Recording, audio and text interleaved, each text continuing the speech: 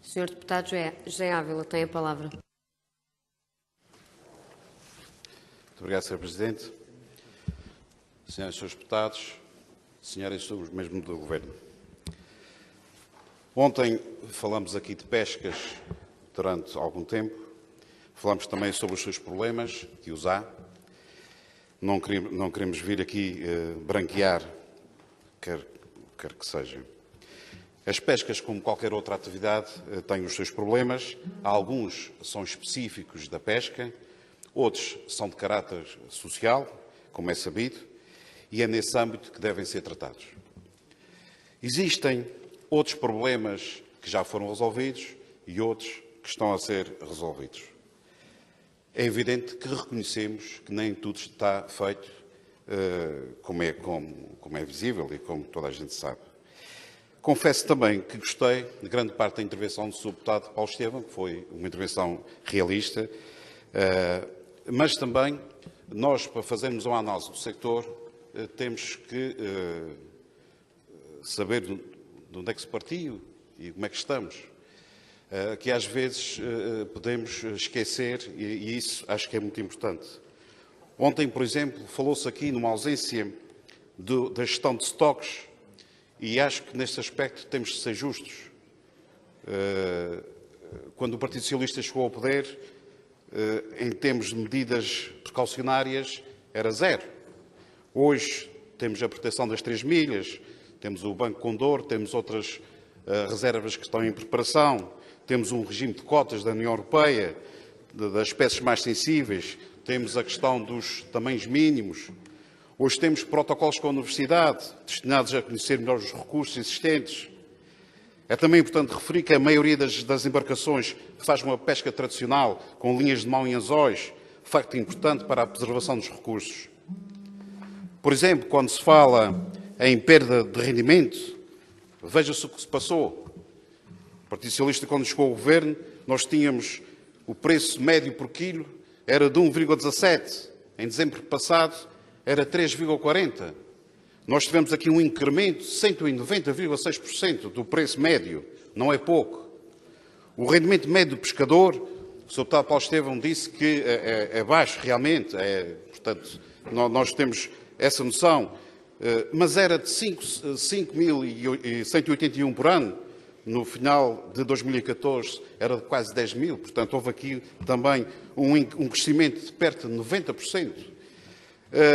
Tínhamos 4.420 pescadores, temos agora menos 36%. É também interessante verificar que o pescado açoriano em primeira venda valia, no todo nacional, valia 9,3%, agora vale 11%. Ainda sobre o rendimento, que fala-se muito, e noutra altura aqui também se discutiu, que houve uma perda de rendimento. É verdade que houve uma perda de rendimento. Este ano, felizmente, já recuperamos ainda pouco. Também é verdade, mas já se recuperou relativamente ao ano passado. Mas eu gostava de referir aqui uma informação do Instituto Nacional de Estatística que diz assim, referente a 2014, diz assim: nas regiões autónomas assinala-se a descarga de apenas 9.100 toneladas de pescado nos Açores, o que representa um decréscimo significativo de 4.861 toneladas face a 2013, portanto menos 34,8%, resultante do menor volume de capturas de atuns em 2014, que foi uma quebra de 61,4%. Portanto, acho que isto também explica aqui um pouco, quando se procura razões para a quebra de rendimento, é também preciso ver estas coisas. E o atum, como toda a gente sabe, portanto, são pelágicos, circulam no Atlântico e, portanto, é de difícil previsão. Quando se fala em sobredimensionamento da frota, que é um assunto que às vezes é muito focado aqui, é preciso saber que caminho é que foi feito até aqui. Repare-se, por exemplo, nós tivemos 1.760 embarcações licenciadas, completamente obsoletas, sem condições de higiene e segurança. Curiosamente, 26% dessas embarcações, que dá 455, não tinham motor. Nós estamos a falar de coisas sérias.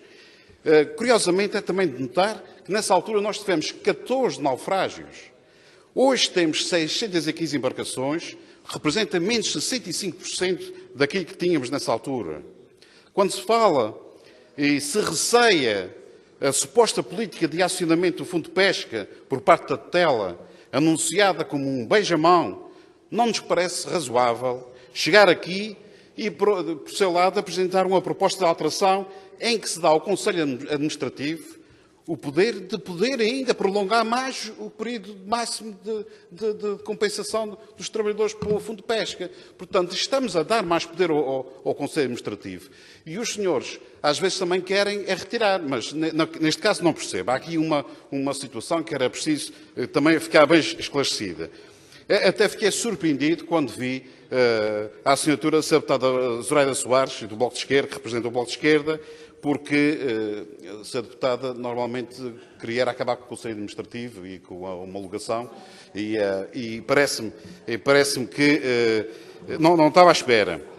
Quando se fala em política de pescas de modo depreciativo, e isso foi dito aqui, quando se falou em política de pescas de um modo depreciativo, eu gostava de perguntar: será que foi um erro construir portos de abrigo nas ilhas todas, praticamente em todos os concelhos? Será que foi um erro dotar as lotas de gelo, por exemplo, para manter a qualidade do pescado? Será que foi errado criar condições para que os barcos pudessem ter gelo a bordo? Será que o Governo não devia tomar medidas para melhorar as embarcações, dotando-as de melhores condições de habitabilidade?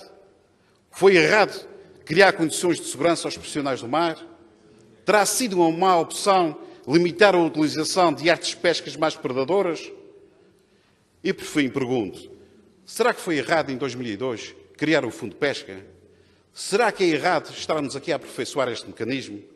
Eu acho que não. Eu acho sinceramente que não. Antes, pelo contrário. Foi executada uma verdadeira política de pescas que outros, quando tiveram a oportunidade de o fazer, nem sequer ousaram imaginá-la. É a vida.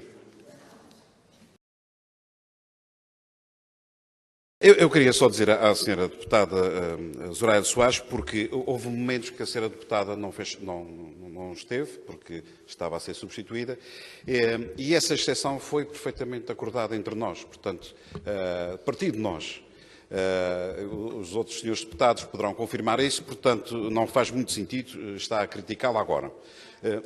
Pois está.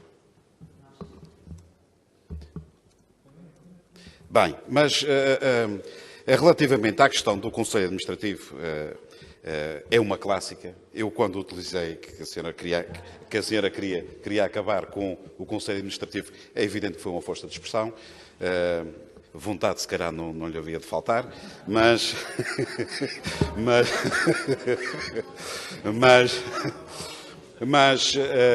cá temos o Conselho Administrativo.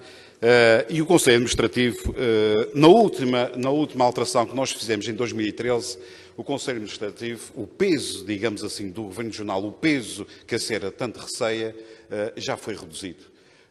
Foi reduzido em um elemento. Conte bem que vai ver. E, aliás, nessa altura, o peso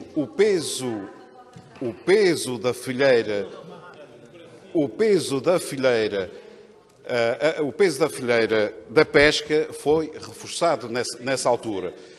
Portanto, Sra. Deputada, nestas coisas é assim. E eu queria também lembrar uma situação que é a seguinte. Ontem foi referido aqui que, às vezes, para pedir o acionamento do Fundo de Pesca era preciso fazer o tipo de beijamão, e até foi apresentado um artigo que, Sra. Deputada, segundo o regulamento do funcionamento do Conselho Administrativo, bastam 3 pessoas pedirem o acionamento do Fundo de Pesca.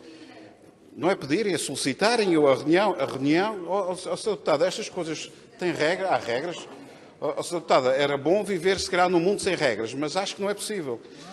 Agora, é preciso ter algumas regras, e acho que quaisquer 3 elementos que fazem parte do Conselho Administrativo podem convocar uma reunião do Conselho Administrativo do Fundo de Pesca. Relativamente à questão dos seguros, Nós o que pensamos, Sra. Deputada, e ontem tivemos a oportunidade de conversar há algum tempo sobre o assunto, nós o que pensamos é que podemos ter aqui uma situação, podemos ter uns efeitos contrários àquilo que a senhora pretende. Eu percebo a bondade da sua proposta e dos outros partidos. Acho que é uma boa intenção, mas acho que vai ter um efeito contrário. Digamos que aqueles trabalhadores que não têm seguros de acidentes de trabalho agora, a senhora, com essa alteração que propõe, a senhora e os outros partidos que propõem agora neste momento, eu tenho a certeza que nunca mais terão um seguro de acidentes de trabalho. Nunca mais terão na sua vida. Portanto, é preciso também ter algum cuidado. Embora, Sra. Deputada, eu reconheça que a intenção é boa, portanto, de maneira que penalizasse o menos possível os trabalhadores da pesca. Mas acho que, se calhar, vai penalizar mais pelo facto de se introduzir uma alteração desse tipo. Muito obrigado.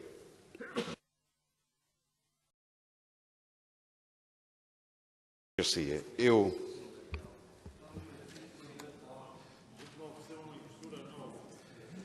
Sr. Deputado Luís Garcia, o senhor, de facto, não fala de maneira depreciativa das pescas, mas fala da política de pescas. Aliás, o senhor utiliza até alguns termos que eu já lhe disse aqui nesta casa, outra vez, noutra altura, que estávamos a discutir esta problemática das pescas, que nos é tão querida, que o senhor realmente traça sempre uma imagem muito negra sobre o que se passa nas pescas. Mas, de facto, bastava o senhor fazer esse gráfico, o mesmo gráfico que fez aí, e meter ali mais 2 anos, já ficávamos todos com uma perspectiva completamente diferente. Porque o que nos aconteceu é que nos anos muito bons, e os anos excepcionalmente bons, que foram 2010, 2011 e anteriormente tinha sido 2007, o senhor ficava com uma panorâmica completamente diferente. Portanto, gráficos desses, senhor Deputado Luís Garcia, qualquer um de nós sabe fazer. Quando está a descer, é mais fácil para si. Portanto, confirmo que, de facto, o senhor, quando aborda as questões da política de pescas, o senhor, de facto, fala de uma maneira um pouco depreciativa. Mas é a sua maneira de tratar este assunto. O meu não é. Eu falo com confiança no futuro, e, aliás, trago aqui alguns balanços sobre o sector das pescas, mas não estou aqui a falar dos vossos anos, eu estou a falar só dos nossos. É porque se fosse falar nos vossos, eu não tinha nada para dizer. É isso. Eu estou a falar dos nossos anos. Eu quero saber onde é que começamos e onde é que estamos.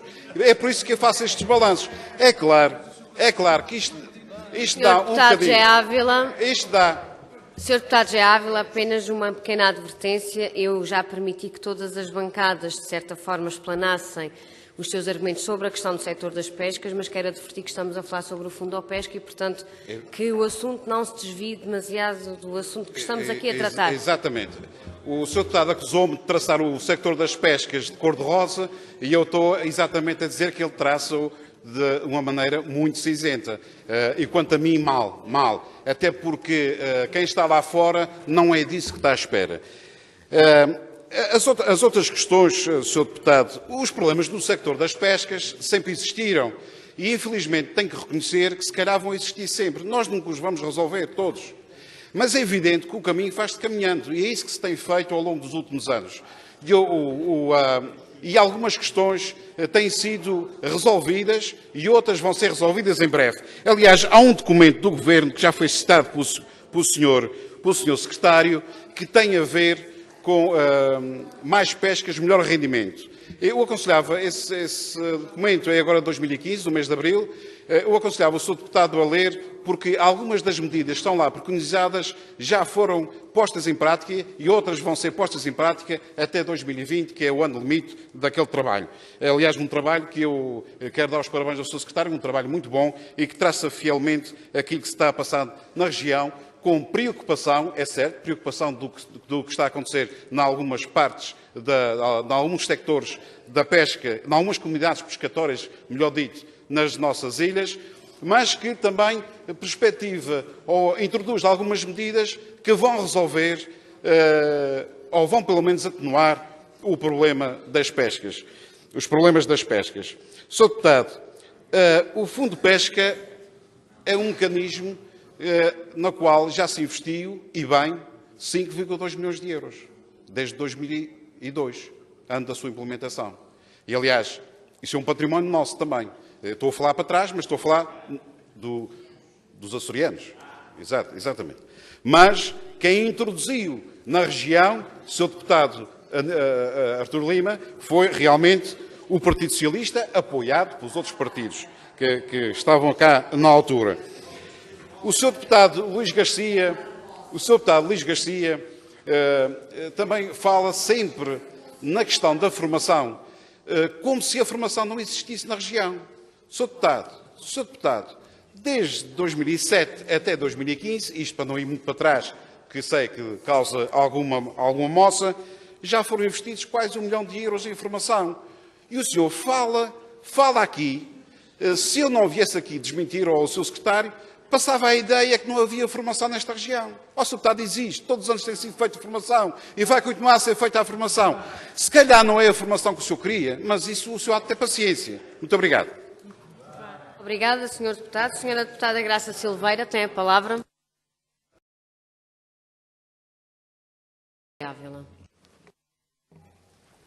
Obrigado, Sr. Presidente. Senhoras e Srs. Deputados, Senhoras e Srs. Membros do Governo. Quando iniciamos este processo negocial, fizemos-lo com base numa proposta apresentada pela Federação de Pescas, quando estava em cima da mesa uma proposta do Bloco de Esquerda sobre esta matéria, que, entretanto, foi retirada. Entramos neste processo de boa fé e, talvez por isso, terminasse num amplo consenso, terminasse uma proposta única, defendida pelo PSD, pelo CDS-PP, pelo Bloco de Esquerda, pelo PCP, pelo PPM e também pelo Partido Socialista. Aqui não queria deixar passar este momento, deixar também uma palavra de agradecimento ao Governo Regional, na pessoa do seu secretário, que acompanhou todo o processo e deu-nos apoio quando ele foi preciso. Neste caso, garanto-vos que ninguém ficou a perder. Ganhou a Filheira da Pesca. Por isso, este também é um dia histórico. A negociação teve o seu tempo. Houve abertura para analisarmos todas as propostas que nos chegaram. E se não analisamos mais, foi porque elas, de facto, não apareceram. A consensualização está aqui vertida e, neste momento, é isso que nos interessa. E é preciso também nunca esquecer que o ótimo é inimigo do bom. No documento, que já falei aqui várias vezes, Melhor Pesca, Mais Rendimento, elaborado pelo Governo Regional, constam várias medidas estratégicas para o setor das pescas nos Açores e, no seu quarto eixo, onde trata as medidas para compensar a quebra de rendimento devido ao estado do mar, existe um ponto na página 23 que diz adequar a regulamentação do Fundo de Pesca. Cumprimos hoje esse desiderato. Muito obrigado.